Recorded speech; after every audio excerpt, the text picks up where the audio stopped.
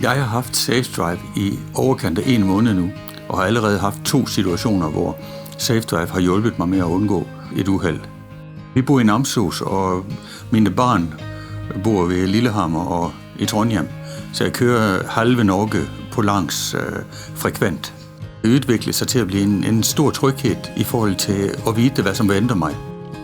Det virker som om, at der er såpass mange bilister, som har Safe Drive, at alle uregelmæssigheder har blivet varslet mig i forkant.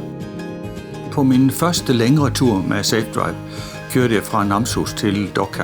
Og der var jo så glat, der var spejlglat, så får jeg et varsel. Så holder der en trailer, som har kørt ud for, og så er det hængeren svinger ud i modsat vejbane.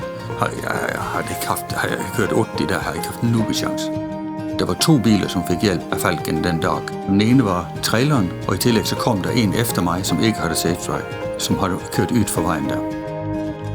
I fritiden driver jeg med jagt og fiske. Vi har mye køring på småvej i Namdalen i den forbindelse. Og flere gange har jeg jo fået varsel på Safe Drive, men der har dyrene været gået væk. Så jeg giver tilbagemelding til Safe Drive, at nu har dyret gået væk.